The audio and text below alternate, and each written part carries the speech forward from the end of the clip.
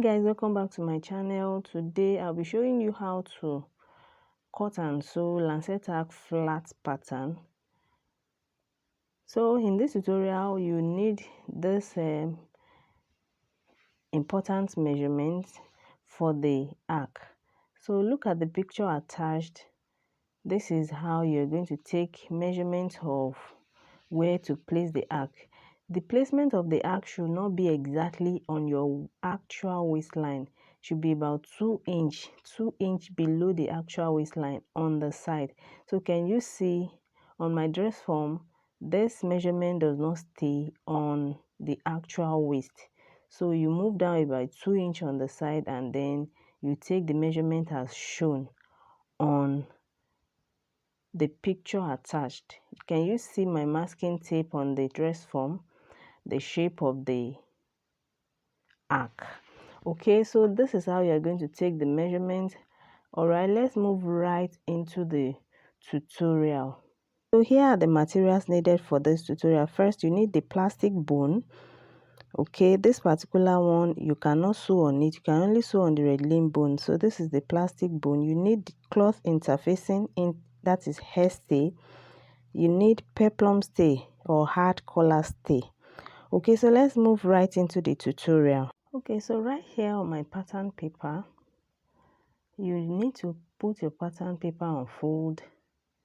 Can you see my folded pattern paper? On this folded end, you are going to mark a vertical line to create the starting line.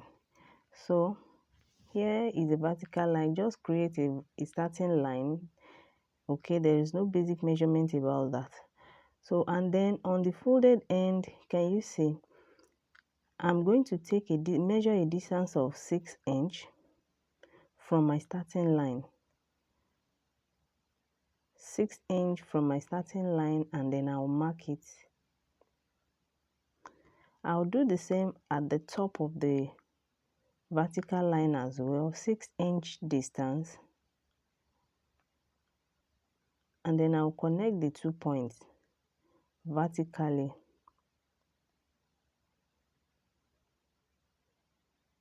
Like so.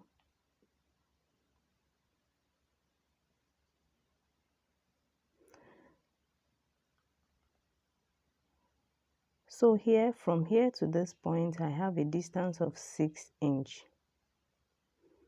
Okay.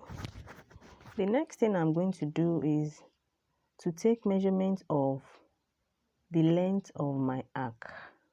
Okay, so on my measurement that I showed you earlier, the measurement is 13 inch. So 13 inch, I'll be dividing it into 2, which is 6.5. 13 divided by 2 is 6.5. So I'll come to this, my starting line, and measure 6.5 inch upwards from the folded end of my paper.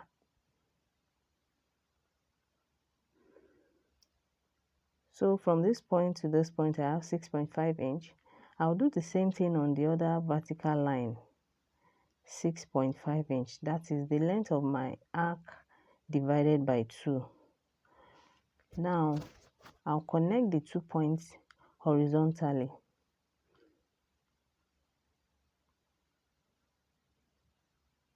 So I'll pick my ruler and connect the 2 points. Like so.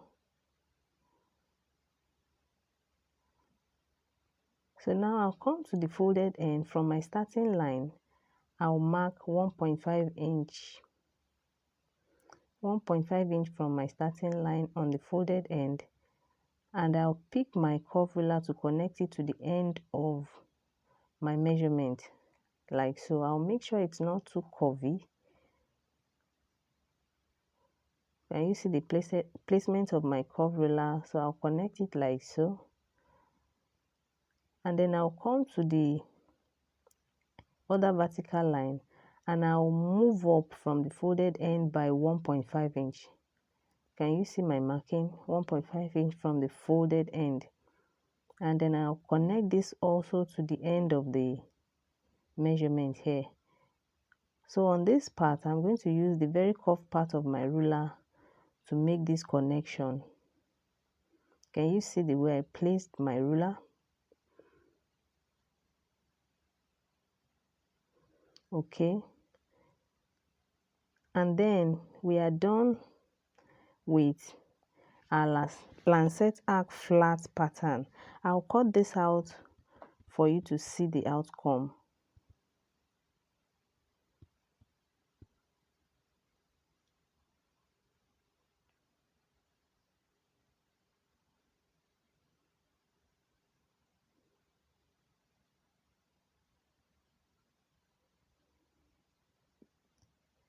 So here is our lancet arc flat pattern. So the next thing now is to go ahead and cut this on my fabric. I'll be cutting two of this, one for lining and one for fabric, and then I'll be adding 0.5 inch all around it for my seam allowance. So place your pattern on fabric and add 0.5 inch seam allowance all around the pattern. You are cutting out two of this, one for lining, one for fabric. So on the wrong side of both lining and fabric, the cloth interfacing hairstay comes first, while the peplum interfacing comes next. So on the fabric, you're going to use your iron to press the hairstay first, and then you also press the peplum stay on the hairstay.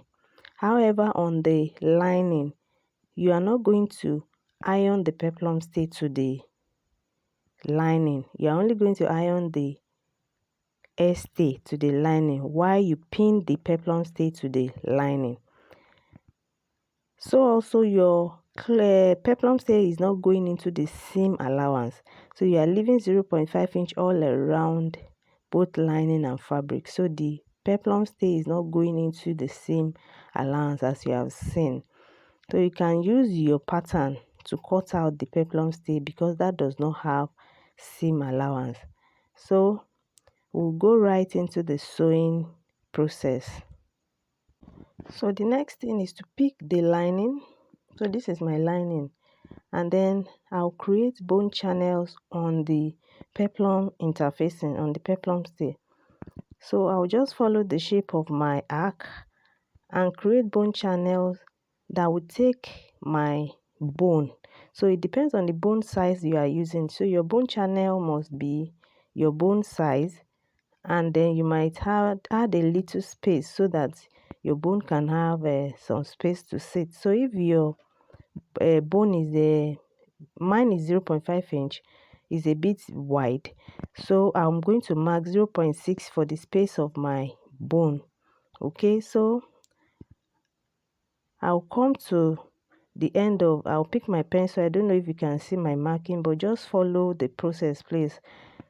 So I'll measure 0.6 on this end. I've done about 4 bone channels, so I'm just showing you this. So on the center I'll mark 0.6, and on the other side also I'll mark 0.6. I started from the upper part of my arc. You can start from the lower part. There's no standard about that. Just do it the way that is convenient for you. So I'll connect the 3 points after measuring the size of my channel. So I'll connect it like so. I measured it at the edge, the first edge, the center, and also on the other edge, and then I'm connecting it with my curve ruler like so. I hope you can see that. So that's how I'm going to create the channels until I occupy the space on the peplum interfacing. So here are my bone channels created on the peplum stay. Can you see? Okay, so I'll go ahead and sew on each of these markings. So I'm going to sew on each line. I'll sew, go to my sewing machine and sew on each line following that pattern. Okay, and then I'll come back to show you how it looks like. So here I've sewed my bone channels All I did was just follow each of the line and then sew on it. And on the right side of the lining, it will be showing like this. I use a contrasting color of thread so you can see. Now we are going to insert the bone into each channel. So the first thing you're going to do is to trim off the sharp edge on the bone. So you just make it curved, just like a U shape, just like that. So it will not injure the wearer. So you just cut off the sharp edge. So you remove that the square edge, you make it a U shape just to curve it.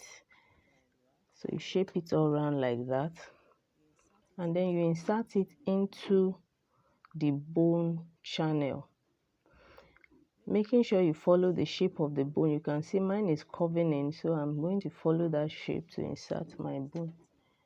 So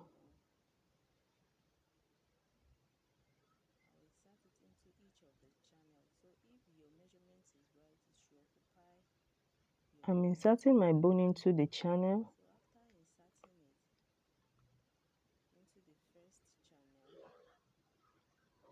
And then before I cut off the excess here, I'll come to this other end. I'll push out the bone and then use my masking tape to cover the edge that I earlier shaped. So after wrapping the edge with my masking tape, I will push it back in and make sure it does not get into my seam allowance. So it stops at the end of the peplum stay. So here on the other end, I'll bring it out, making sure that I have the size that I need there. I'll cut off the excess and then trim the edge like I did on the other end. I'll curve the edge of my bone like so. Okay, and then wrap this other end as well with my masking tape. So I'm trimming off the sharp edge on the bone, and then I'll go ahead and wrap it up with my masking tape, just like I did on the other end.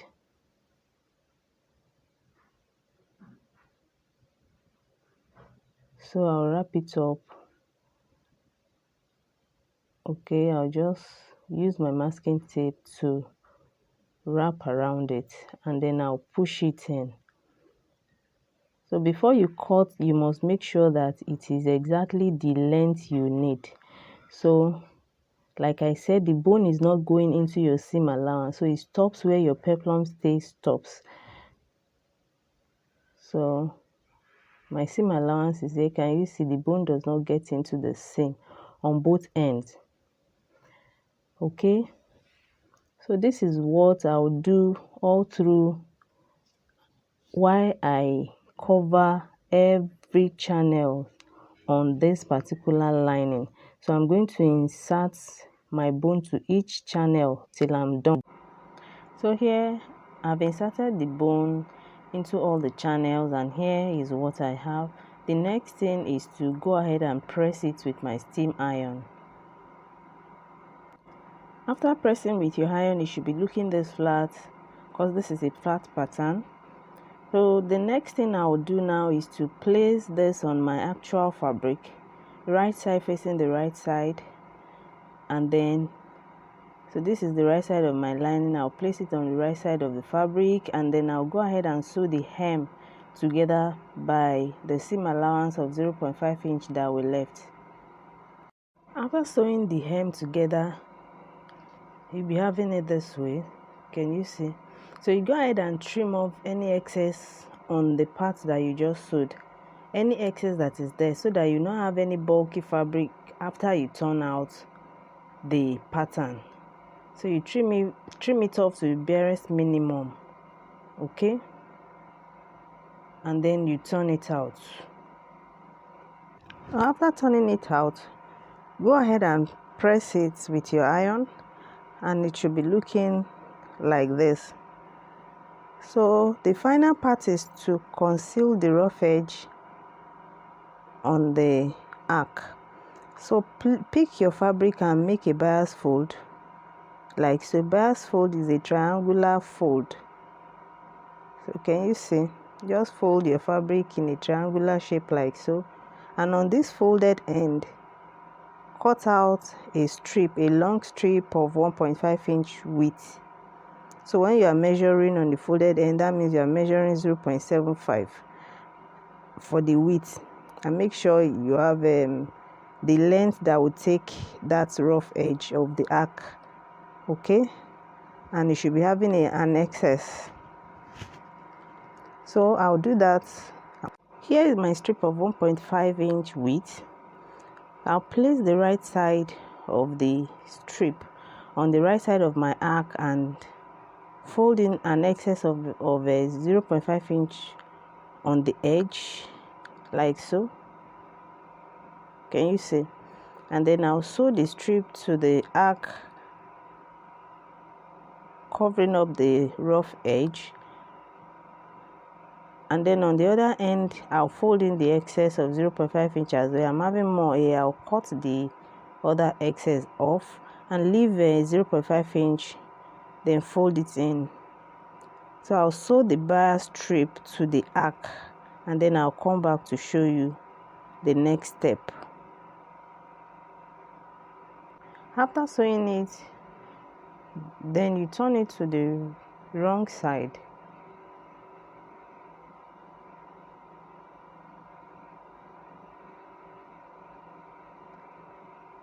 And then fold. Can you see the effect of the 0.5 inch you folded at the edge? It will help you to conceal the rough edge on the bias strip. So fold the bias strip in twice. So it's as if you are wrapping it on the arc. So you fold it in twice, and then you top stitch on the folded end. You top stitch.